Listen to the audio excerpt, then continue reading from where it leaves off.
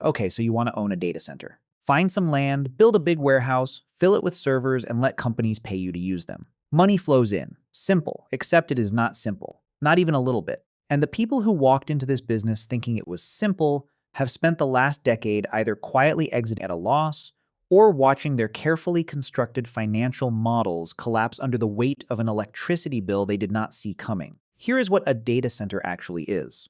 Forget the image of a room full of blinking computers. A modern data center is, at its core, an industrial power conversion machine. It takes electricity from the grid, converts it into computing power, generates enormous amounts of heat as a byproduct, removes that heat with cooling systems the size of aircraft hangars, and then does it all over again 24 hours a day, 365 days a year, without stopping. The computers inside are almost secondary. The real product is reliable, uninterrupted power delivery at a massive scale. That distinction is not a technicality. It is the entire business. So before you spend a single dollar, before you hire an architect or call a real estate broker, you need to answer one question that has nothing to do with buildings or servers. You need to ask, can I get enough electricity? Because without the answer being yes, nothing else matters. Here is why that question is harder than it sounds. When a data center needs power, it does not just plug into the wall. It connects to the electrical grid through a substation, which is a large piece of infrastructure that steps high-voltage electricity down to a level the building can use. In major data center markets in the United States, like Northern Virginia, which is the largest data center market on Earth and handles something like 70% of the world's internet traffic, the wait to get a new substation connection approved and built can take 5 to 7 years. Not 5 to 7 months, 5 to 7 years. Because the transmission lines that carry power across the region are already under enormous strain from all the data centers that came before you. So the most valuable thing in the data center business right now is not a building. It is not a server. It is a piece of paper that says a utility company has agreed to give you megawatts of power and has given you a date when that power will be available. That document is called a utility interconnection agreement. And in some markets, it is worth more than the land it sits on. This is why smart developers have started doing something called land banking, buying parcels in regions where power is available, locking in grid connections early, and sitting on the land for years. A parcel might cost $10 to $15 million, but the grid connection that comes with it, already approved and in queue, can make that land worth 3 to 4 times as much to a competitor who waited too long. Now let us talk about where to build, because location in the data center world operates nothing like location in any other real estate business. In a normal real estate business, you want to be where your customers are. In the data center business, you want to be where the electricity is cheap, the fiber connections are dense, the taxes are low, and the weather is cold. Those factors together determine whether you will ever make money. The cheapest land in the country is not in Virginia or Texas or Arizona. It is in rural areas with no infrastructure whatsoever. And that cheap land will destroy your economics before you ever open the doors, because you will spend tens of millions of dollars building your own fiber connections, your own substations, your own utility infrastructure, and your own roads just to make the site functional. The states that have attracted the most data center development have done so not because of cheap land, but because of cheap power and favorable tax policy. Virginia eliminated the sales tax on data center equipment purchases, which on a $100 million server purchase saves you $7 or $8 million in a single transaction. States like Nevada and Oregon have offered similar incentives. Meanwhile, electricity prices in the Pacific Northwest, where hydropower is abundant, have historically run around 4 to 5 cents per kilowatt hour, compared to 12 to 15 cents in the Mid-Atlantic region. For a facility using 50 megawatts of power, that difference in electricity price alone is worth tens of millions of dollars every single year. Now let us talk about what it actually costs to build one of these things. If you are thinking of a data center as a warehouse, stop. A data center is not a warehouse. In a standard warehouse, the building itself, the concrete, the steel frame, the roof represents about 80% of what you spend. In a data center, the building shell is roughly 15 to 20% of your total cost. The other 80 to 85% goes into electrical systems, cooling systems, backup power, and network infrastructure. You are not really building a building. You are building a power plant that happens to have a roof. The numbers here are not small. A mid-sized data center, say one that delivers 10 megawatts of power to customer equipment, will cost somewhere between $80 million and $120 million to build. A larger facility delivering 50 megawatts might cost $400 to $600 million.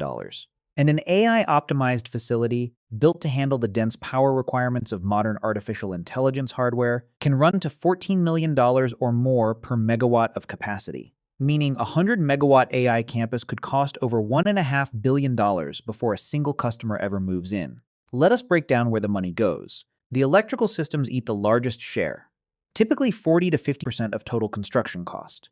This includes the substation on your property, the transformers that step voltage down to usable levels, the switchgear that routes power through the building, and the uninterruptible power supply systems, which are massive battery banks that keep the lights on for 10 to 30 seconds during a grid outage while the backup generators spin up. Those generators, diesel-powered, industrial-scale machines, sit outside the building and can run the entire facility for 24 to 72 hours on stored fuel. They represent another significant line item. And all of this redundant electrical infrastructure exists for one reason: because a customer whose business goes offline for 30 seconds can sue you. The cooling systems take another 15 to 20%. Every server in your building converts electricity into heat. All of it. 100% of the electrical energy your customers use comes out the other side as heat. And if you do not remove that heat continuously, the servers destroy themselves within minutes.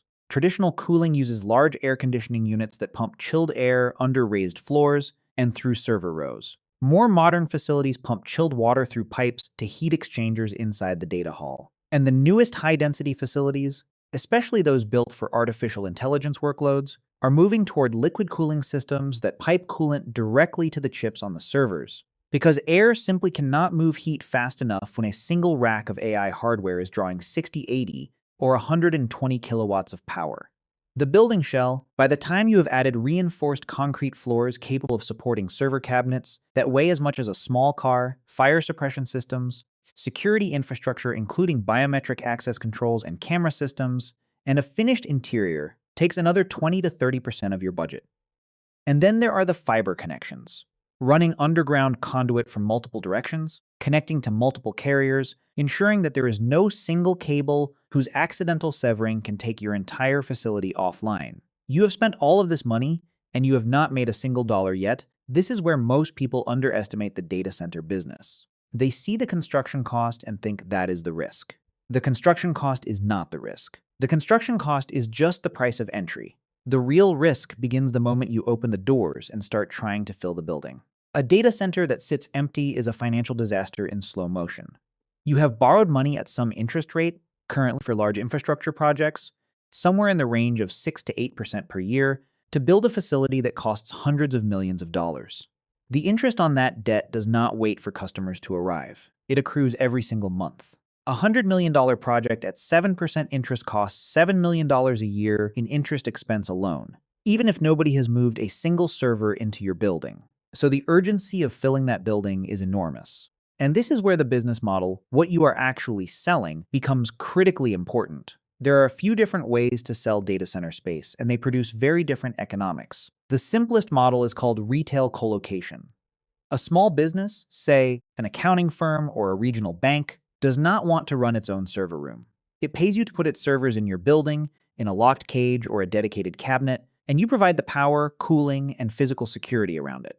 You might charge this customer somewhere between $100 and $200 per kilowatt of power per month. On a single cabinet drawing 5 kilowatts, that is $500 to $1,000 a month. Multiplied across hundreds of customers, this model generates very high revenue per square foot. But it also requires a large sales team to find and sign all those small customers. And those customers tend to leave more often than large ones. The second model is wholesale colocation, or what the industry calls hyperscale leasing. Here, instead of selling to hundreds of small businesses, you sign a single contract with a massive company. Amazon Web Services, Microsoft Azure, Google Cloud, or Meta, and that company leases an entire building or a very large portion of one for 10 to 15 years. The revenue per kilowatt is lower in this model, sometimes as little as $80 to $110 per kilowatt per month. But the revenue predictability is extraordinary. A signed 15-year lease with Microsoft is effectively a guaranteed income stream for the next decade and a half. You can take that contract to a bank and use it to finance your next building at a lower interest rate because the bank can see exactly how much money is going to flow in. This is what makes long-term contracts the most valuable asset in the data center business. They are not just contracts, they are financing instruments. A facility with 10 years of signed revenue from creditworthy tenants can borrow money at rates a half to a full percent lower than a facility with empty space. And on a billion-dollar project, a 0.5% reduction in borrowing costs saves $5 million a year. If you are enjoying this breakdown of how the data center business actually works, do subscribe to the channel and give this video a like. It genuinely helps more people find this content. But the contract model carries a hidden danger that most people do not see until it is too late. That danger is called customer concentration. If you build a 50 megawatt facility and sign a single contract with one cloud provider for the entire building, your financial statements look spectacular. 100% occupancy, predictable revenue, low operating costs, clean, but you are also building a business that depends entirely on one customer not leaving. And when that contract expires in 10 or 15 years, or if the customer decides not to renew, you are suddenly left with a purpose-built facility that was designed around that customer's specific requirements, sitting empty, still accumulating interest charges and maintenance costs, with no revenue coming in at all. The history of commercial real estate is full of this scenario. A large tenant signs a long lease, the developer builds around them, and 15 years later the tenant leaves and the building becomes a problem. In the data center world, it is more extreme, because the facility has been optimized for a specific power density, a specific cooling configuration, a specific network layout. Repurposing it for a different use is expensive.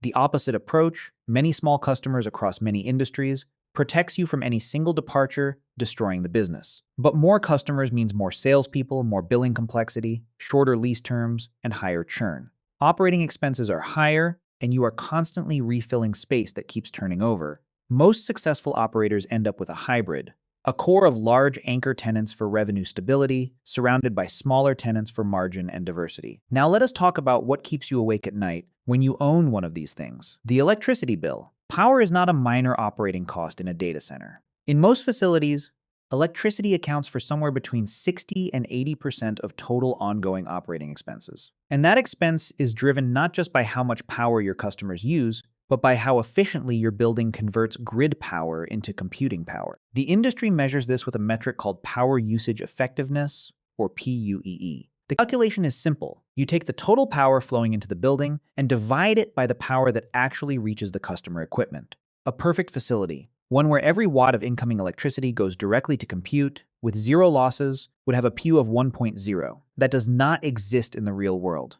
What exists is the range between roughly 1.15, which represents an extremely efficient modern hyperscale facility, and 2.0 or higher, which represents an old, inefficient legacy building, where for every watt of computing power delivered, another watt is consumed by cooling systems, conversion losses, and lighting. Why does that matter in dollars? Consider a facility consuming 50 megawatts of total power at an electricity rate of 7 cents per kilowatt hour. At a PUE of 1.5, it is consuming roughly 17 additional megawatts beyond what the customer's equipment actually needs, just in overhead. At 7 cents per kilowatt hour, that overhead costs approximately $10.5 million per year.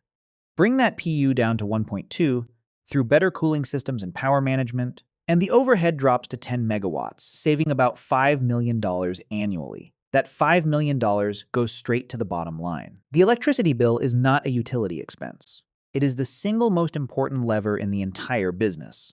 Now, about the AI revolution that everyone is talking about. Artificial intelligence has fundamentally changed the economics of building data centers, and not necessarily in the direction you might expect. The demand is real, enormous, historically unprecedented demand for computing capacity. But the demand comes with requirements that are dramatically more expensive to meet than anything the industry has dealt with before. A traditional server cabinet in a standard enterprise data center draws somewhere between 5 and 10 kilowatts of power. A cabinet full of NVIDIA H100 graphics processing units, the chips used to train large AI models, draws 40 to 60 kilowatts, and newer architectures pushing past 100 kilowatts per cabinet. That is not just more power. That is a completely different class of infrastructure problem. At 40 kilowatts per cabinet, air cooling stops working.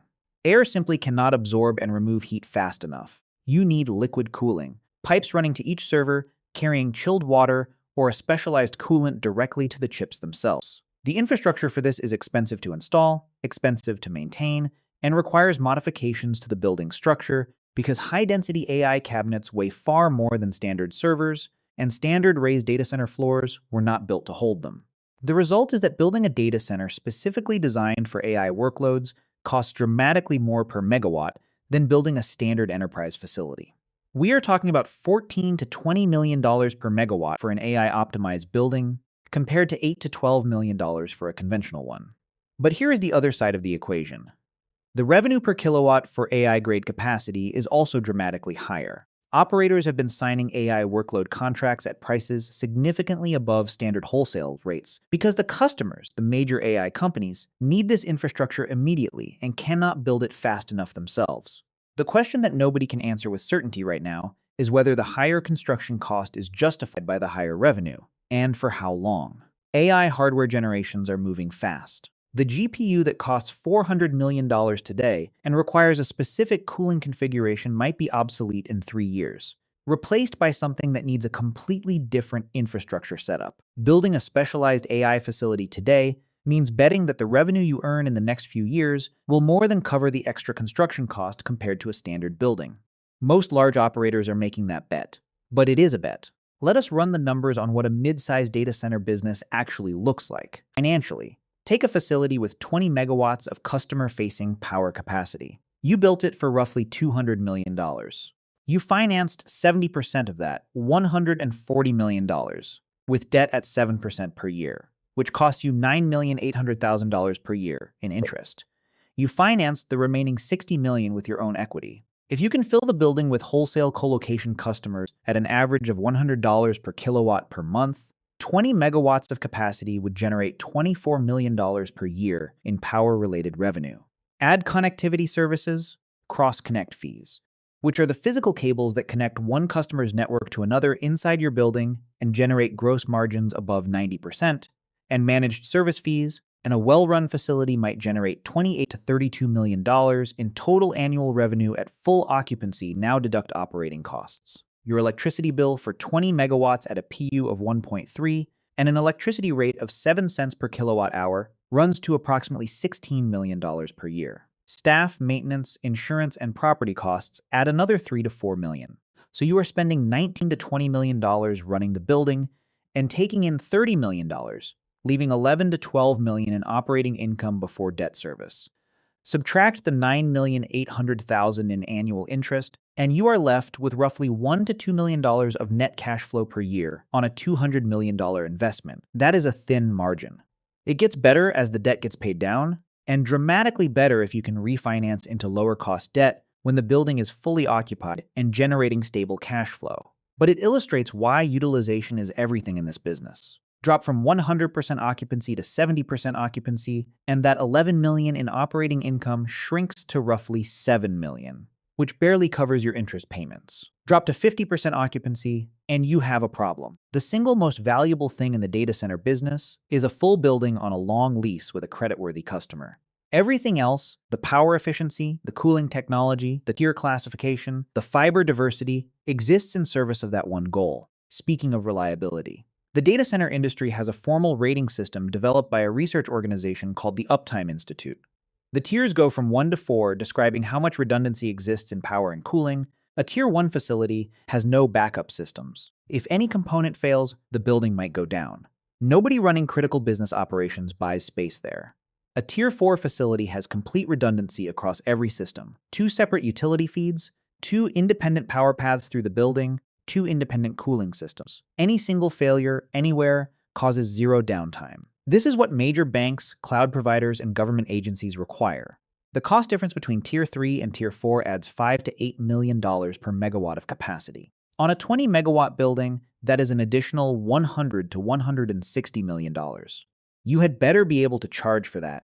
And the reality is that many customers who demand Tier 4 on paper quietly accept Tier 3 when they see the price difference. Operators who have built out full Tier 4 capacity and failed to fill it at Tier 4 pricing rates have paid dearly for that miscalculation. Now let us talk about what happens when the model breaks. In the mid-2010s, a wave of developers built facilities in secondary markets, cities with cheap land and available power, but limited fiber and a small local customer base. They financed at low interest rates and modeled their lease-up timelines based on what was happening in primary markets like Northern Virginia and Silicon Valley. The demand did not follow. Buildings sat at 40 or 50% occupancy for years. When rates rose, debt costs climbed while revenue stayed flat. Some facilities were sold at significant discounts to construction cost. Some were foreclosed on. A few sat partially empty for nearly a decade. The lesson is not that data centers are bad investments. The lesson is that a data center is a capital-intensive, illiquid asset with enormous fixed costs. If any link breaks, tenants arrive slower than modeled, power costs rise, interest rates climb, competing supply hits the market at the same moment you are trying to lease up. The economics can move from attractive to devastating with surprising speed. Before we get to where the whole industry is heading, here is something worth having in your back pocket. If this kind of real-world breakdown of how businesses actually work appeals to you, there is a detailed business guide available in the description and the first pinned comment. It covers the core financial frameworks that apply across industries like this one. The current moment in the data center industry is unlike anything the sector has experienced before. The demand being driven by artificial intelligence is not a normal demand cycle. The hyperscalers, Amazon, Microsoft, Google, Meta, have collectively committed to spending hundreds of billions of dollars on computing infrastructure over the next several years. Microsoft alone announced plans to spend $80 billion on data center construction in a single fiscal year. At those spending levels, the bottlenecks have shifted from customer demand to physical supply. The constraints right now are electricity and people.